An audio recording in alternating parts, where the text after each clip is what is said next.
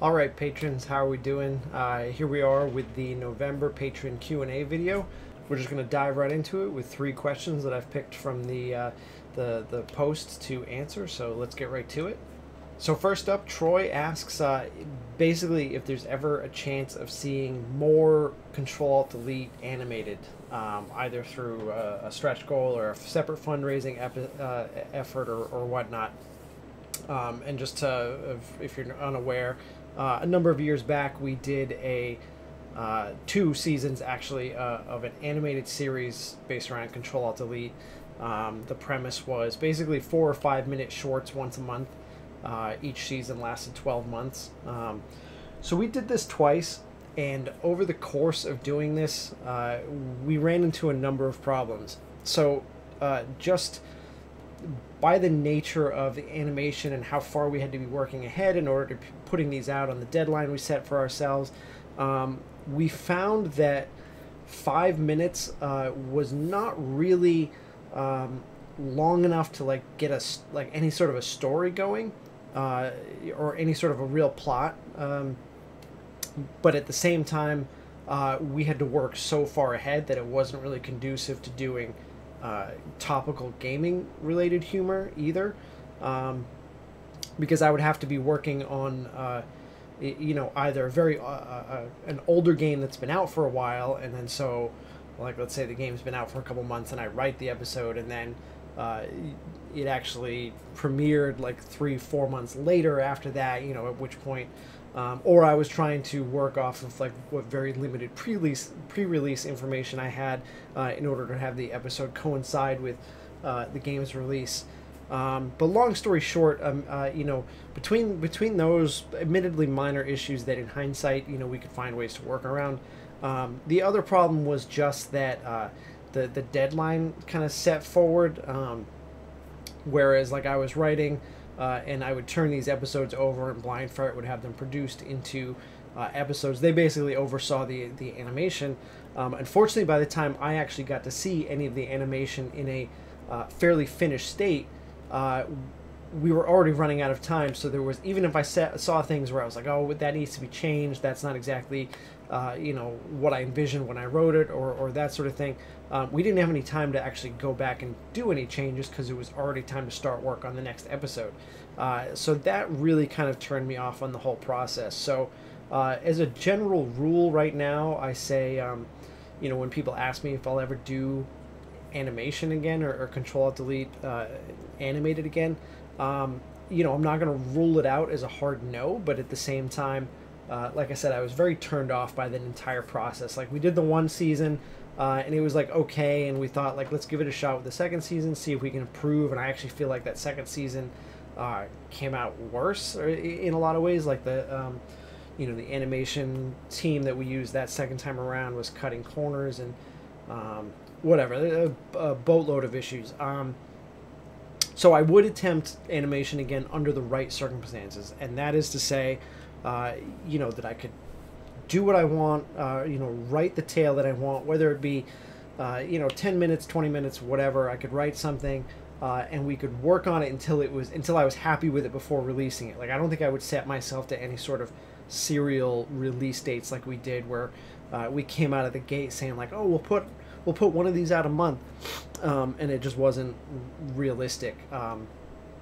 It needs to be slower. It needs to be a situation where I can really stay on top of the animation and the animation team as they progress, so that they don't get too far with anything before I have the opportunity to change or tweak, so that what comes out is really what I envision when I put words to the page.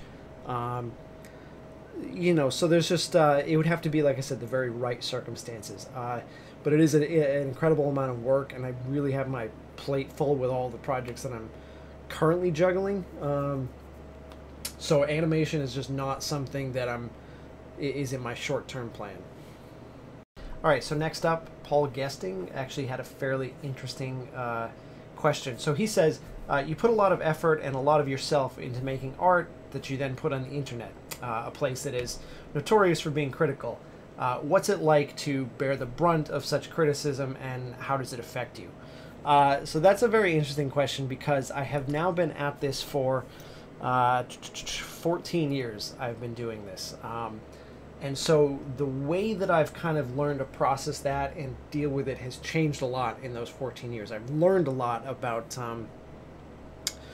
filtering and how much I really should allow things to affect me. Because you certainly can, and I have a couple friends that also do webcomics for a living, and one of them, he's been doing it longer than I have, and he continues to be very sensitive to the sort of criticism. I mean, he really lets it get to him, and it's like I can tell that it's rough. It's rough to watch him take things so seriously. So the bottom line is, like when I first started out, and I just kind of thought like, oh, let me throw this comic online, and it's fun, and I'm doing it. But at the same point, when it started to get popular, suddenly you're, at least, okay, personally speaking, I'm in this very interesting situation that I was not at all prepared for, where my personal situation doesn't change, like, and to this day it hasn't changed.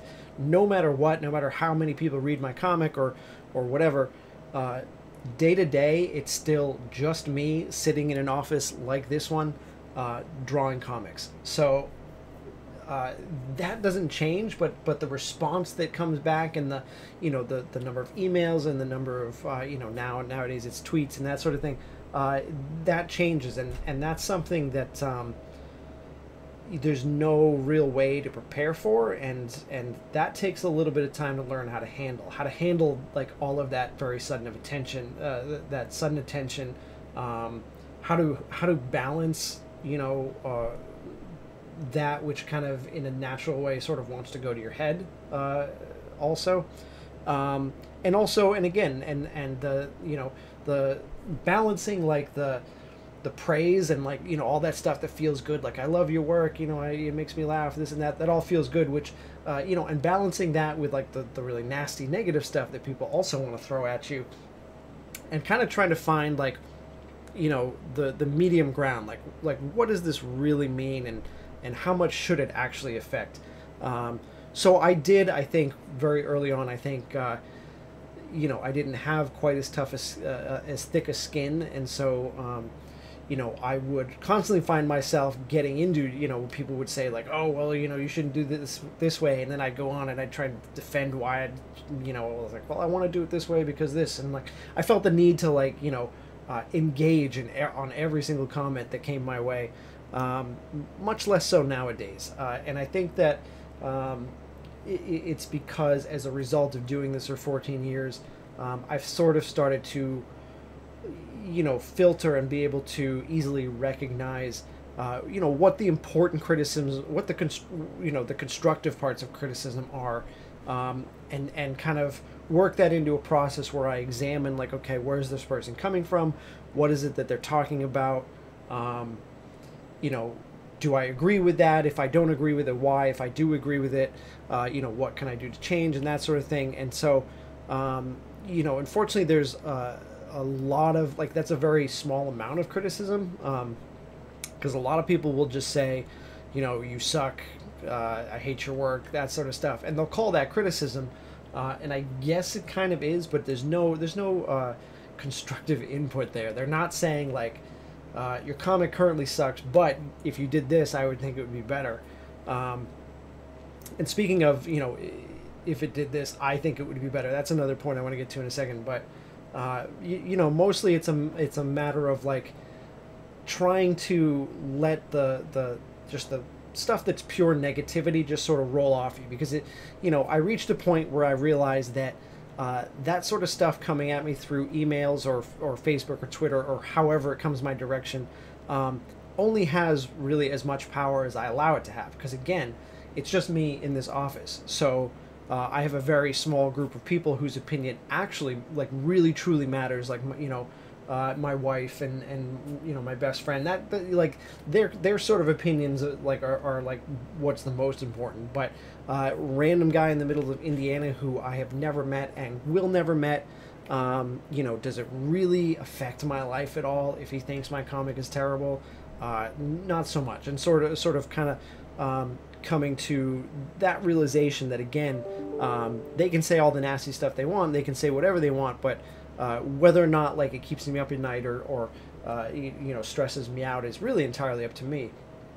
But to rewind a moment, the other thing that you learn is, you know, and I guess you kind of know this going in, is that everybody has an opinion. And everybody, like the number of people who have said, like, and I get this a lot because I bounce around between things in my with my comic strip, as I'm sure you're well aware. Like, I do storyline stuff, I do gaming stuff. Currently, I do, like, I'll do the console wars, I'll do Starcaster, I'll do analog and D-pad. No matter what, I always get people who write in and say, I really love your comics, but I like part A the most, and I hate part B. So your comic would be way better if you just got rid of part B and just did part A. Like, that would make your comic like the best ever. And for that person, right, if I made that change, that person would be thrilled. However, for every one of those people, there's somebody else who's like, oh, well, I like part B best and I don't really like part A. So again, like, really, what it comes down to is the only person that I can guarantee to please 100% of the time is myself. I absolutely love trying to entertain people. I love trying to make people laugh. But really, if I was bending over backwards trying to say, like, oh, well, I gotta please this guy who emailed me, now this guy wants something else, and I gotta, like, do what he wants, and I mean, I'd be driving myself absolutely crazy.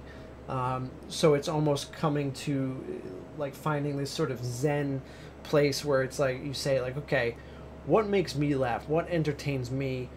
Let me put that out there and allow the people who share that sentiment to gravitate towards the comic. Instead of saying, like, going after people and saying, like, what do you like? Let me do something that's gonna make you laugh. There are so many websites and so many comics online that it doesn't make a lot of sense to me to fight over what is basically infinite territory.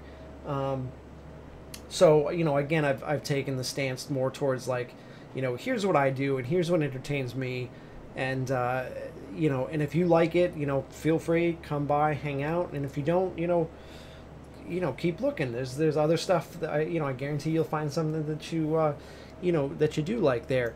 But that's not to say, that, you know, that it's okay to fall into a comfort zone where it's like, oh, well, this is what makes me laugh, so you know, everybody else be damned. There's definitely there are definitely elements, you know, that, and the other thing about receiving criticism is, like, there are elements where you can, where people will make suggestions to you, and you also have to be in the right place in your life to hear that. Like, you may, you know, there have been times where, you know, I've been kind of doing something my way in this one way, and I'm really focused on, like, that's the way I want to do it, and somebody will say, like, well, you know, but have you considered this way? And I'll say, like, yeah, but, you know, like, this is the way I want to do it. But a year later, through, you know, kind of like a natural progression, or you know, I'll slowly kind of evolve and get there, and that's so that's also sort of like another disconnect between the person receiving the criticism and the person giving the criticism, is that a lot of the times the person giving criticism expects, like, immediate change. They're like, I told you to do this, how come you're not doing it right this second? And sometimes, like, you know, especially in the case of an artist, they kind of have to, they'll hear it, but then they have to kind of find a way to work that into their natural evolution as an artist on their own. And, you know, it can't just be like, you know, I think you should do this, and an artist is going to be like, okay, poof, and I immediately change. So, you know, it's a balance between hearing what people have to say and trying to find what bits of it make sense, and then also the bits that do make sense, and when you're like, you know what, right, I need to improve on that, then it's the actual work of, like, improving on it and trying to identify the problem areas and spend time growing in those areas, or improving in those areas. So anyway, long story short, you know, it's just a matter of practice, is what it is, you know, dealing with criticism on the scale of, because you're right, certainly putting anything creative or whatever out on the internet is, you know, it's risky. It's definitely a place where people love to tear other people down, and so, but that's the flip side to the benefits of it, where you can reach all these, like, amazing people who, you know, wouldn't find your work otherwise. So it's really just a matter of experience, I think, and I think that it's going to be, no matter what, it's going to be very tough jumping in from point blank to suddenly, especially if you have a very like small echo chamber where it's like you previously, like, you're used to showing your work to your friends and family and people who are interested in the same things that you are, so they're going to be like, oh yeah, that, I get that joke because we're into the same stuff, and uh, and then suddenly you cast it out to a much wider audience, and they're like, you have as many opinions as there are, people, and so it's a long process, and like I said, I've been doing this for 14 years, and I still don't feel like I still feel like I'm learning, again, not only absorbing criticism of different degrees, but constantly learning to evolve the work that I do. I mean, obviously, I would hope that if you look at my work from back in 2002 and you look at the work I'm putting out now, that you see this huge 14-year, breadth of changes, but you're not going to see as much change if you just look at a 6-month, cross section of the archives, and that's what progress is. It's an evolution, and I don't think that as an artist I'll ever stop evolving and ever stop trying to achieve and seeing things that other people do and being like, oh, I really want to learn how to do that, or I want to improve my area of skills in that, in that particular regard. I don't think that you ever stop trying to improve, and so learning to take in criticism, but again, like I said, the right criticism is an important part of that process. Okay, and final question for this month. Zero Care has asked if it would ever be possible to see the PC show up in Console Wars. So I've answered this question a handful of different places, but I'll happily throw it out again on the video here with a little bit more explanation. So from my viewpoint, PC is not a console, okay? The Console Wars is a very sort of specific idea, and what that is, even from just taking the Console Wars as a marketing term, a console, be it Sega, Nintendo, PS4, Xbox, whatever, a console is a device that's fighting for a very specific place in your living room. Like, you could also say, like, the toaster wars, and you have two different brands of toasters, because really most people only need one toaster. So different or rather different brands of toaster would be battling with each other for the consumer's choice, basically. And that's how I view consoles. And granted, a lot of people, myself included, own multiple consoles or every console. But for a great many households, it comes down to choosing one or the other. You basically choose a side, be it Sega, Nintendo, or nowadays Xbox, PS4, whatever. And I don't really feel like the PC vies for that same spot. Like, a lot of people may have to choose, do I buy an Xbox One or a PS4? But very few people have to decide, do I own a computer or do I own a gaming console? Like, most people own both. And the reason for that is that a gaming console traditionally sits in your living room, under your television. Its primary focus, at least it used to be, is playing games. Whereas a PC can also play games, but can, you can run spreadsheets, you can do Photoshop, you can do, thousands of different activities on your computer, and they are not mutually exclusive, those two devices. Like, people own a computer because it's a computer and everybody has to have one, and people own a console for playing games on. So now if I had titled it the Game Machine Wars or something, well then yes, naturally PC would have a place in that, because then we'd be talking about platforms that play games. But it's just not, PC exists in a separate space, again, like I said, in terms of this sort of concept that I have. So with that said, the original question, is it possible that we will see the PC in Console Wars? I do actually have an idea to incorporate them, just very briefly, just to put this question to bed once and for all, so that everybody will see, like, okay, here is where they exist in that universe.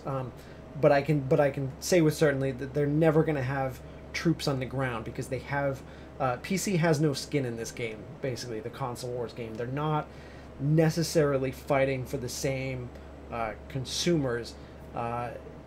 you know, and again, it's a little bit different when you look at strictly at the software, because some of the software might fight, you know, PC version might fight, you know, with the console version, in terms of like, you know, which platform do you get the consumer to purchase a particular game on if it's offered on multiple platforms. But as far as the hardware itself, which is really mostly what the console wars are about, like the soldiers are the hardware, the consoles themselves.